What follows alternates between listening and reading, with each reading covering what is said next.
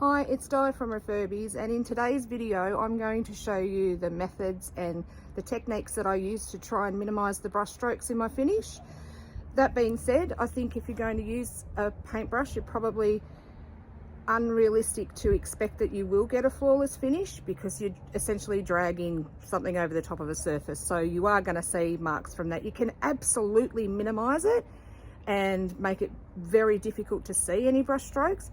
But if you want a flawless finish, my recommendation would be a spray gun and learn how to use that. So, but if you're like me and you like to use a brush for, you know, the tactile experience of actually brushing it on and you find it soothing or therapeutic, which I know a lot of you people out there that do this do, then there are ways you can minimize your brush strokes and get a much more flat, even surface. Some of those methods are in technique and some of those are in the product that you use. So I'm going to explain to you today a few of the things I do. I think you'll find most people have very similar methods, so you just sort of pick and choose what works for you, and hopefully you can find something that gives you the finish that you want. The piece I'm doing today is a pair of bedsides that I'm also putting a transfer on, a redesign with Prima transfer. I will do that in a separate video though, because it made this video way too long. So that one will be available either tomorrow or the next day. So hopefully you enjoy that video too. But here's my suggestions for, or my technique for getting a smoother finish. I hope they help you out, and I hope you like the video. Thanks for watching.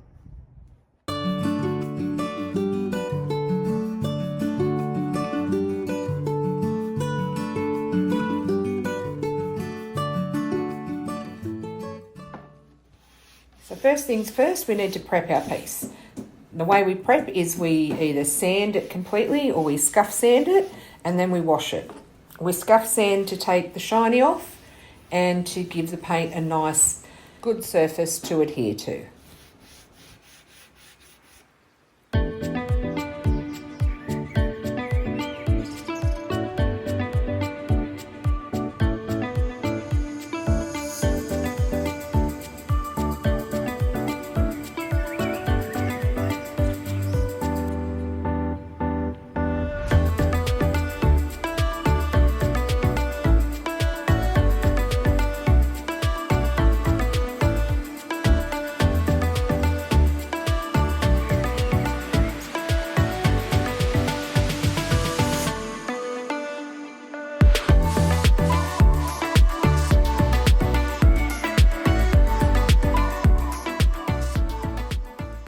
Now that it's scuff sanded, cleaned and dry, we're going to apply the base coat.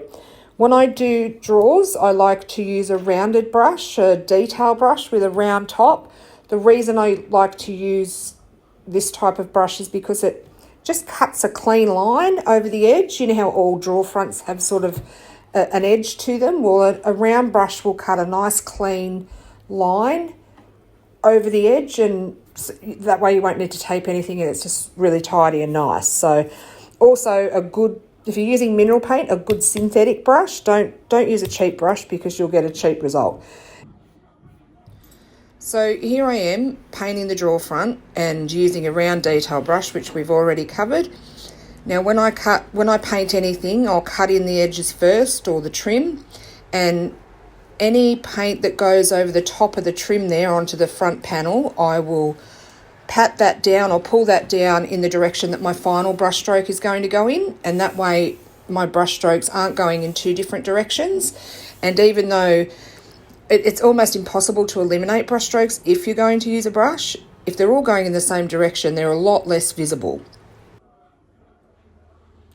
So once the edges have all cut in and I'm happy that there's no paint pooling anywhere and I've sort of tidied up those edges that I've cut in, I'll go across the final part, which will be the top panel, and I'll do it all in the paintbrush strokes obviously will all go in the same direction. And then once I've got all the paint on there, I'll very lightly, with a really light hand, almost like a feather, go over the top of those strokes again with a really, really light hand, and that will help minimise brush strokes even further.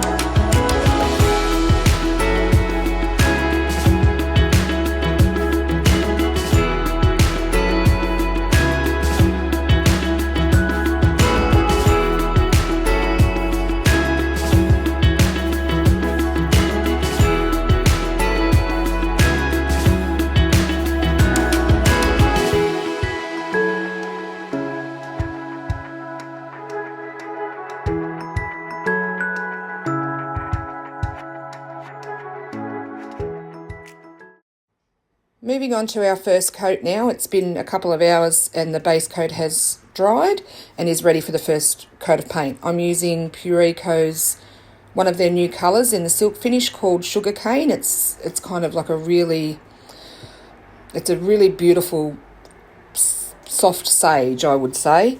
So again, I'll start out by I'll cut in the trim. In this case, I'm cutting underneath the lip of the top, and the paint that has gone in the wrong direction there, I'm going to pull down into the right direction, so it's going the same way that my final brush strokes will go. Again, I'm using a detail brush. It's just a lot easier to get a clean line with this one. Down the bottom, I'll do the same. I'll cut in the trim, and any of the paint that goes beyond the trim, I will pull up in the direction of my final strokes.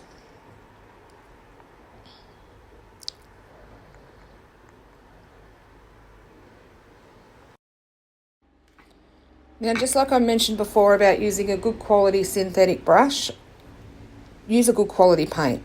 You are going to get what you pay for. If you use a cheap paint, you're buying a cheap product that it's not as good as a more expensive higher end product. Not everyone can afford to buy the high end product. There are really good mid-range products out there, mid-price range products out there. So shop around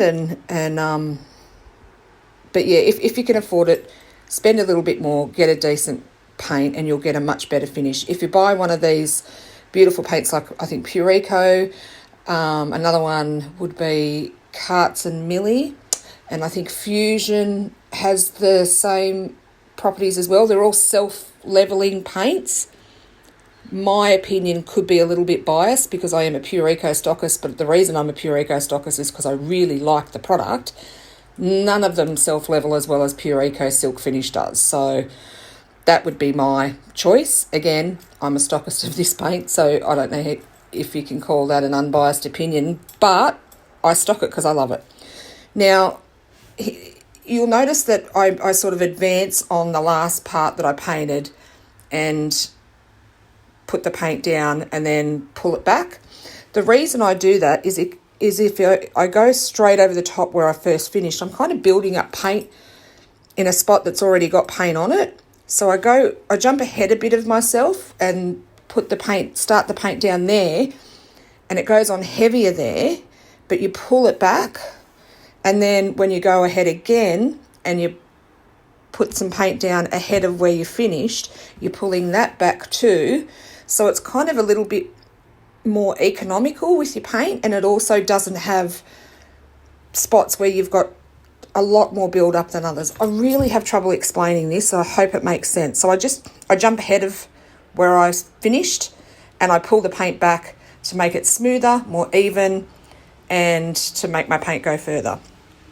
Again, like we did with the draw fronts with the base coat, once you've popped the paint on and brushed it out, I will go over with a really light feather touch and smooth out those brush strokes.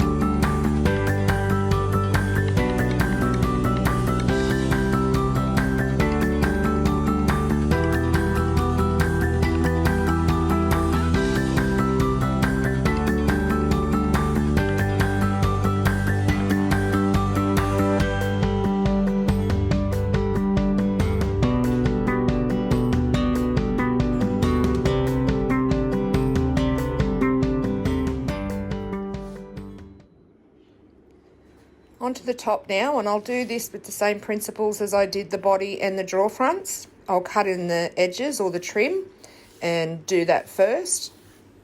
And any paint that spills over to the top when I'm doing this, I will again pull down the brush strokes to go in the same direction as my final brush strokes will go.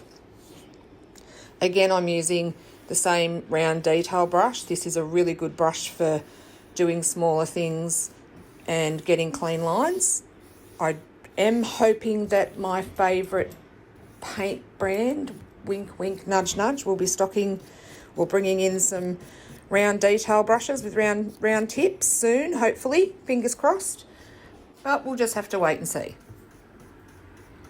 Before we do the big reveal, I'll just let you know what we used. So we used 1 coat of Pureco base and blocker in the colour white, 2 coats of Pureco sugarcane in the silk finish. We used Pureco cotton in the silk finish on the drawer pulls and the feet. We didn't replace the drawer pulls, we just simply painted them. And we used redesign with Prima transfer on the drawer fronts, which, as I mentioned in the beginning, will be in a separate video. So we'll finish this off and then we'll show you how she turned out.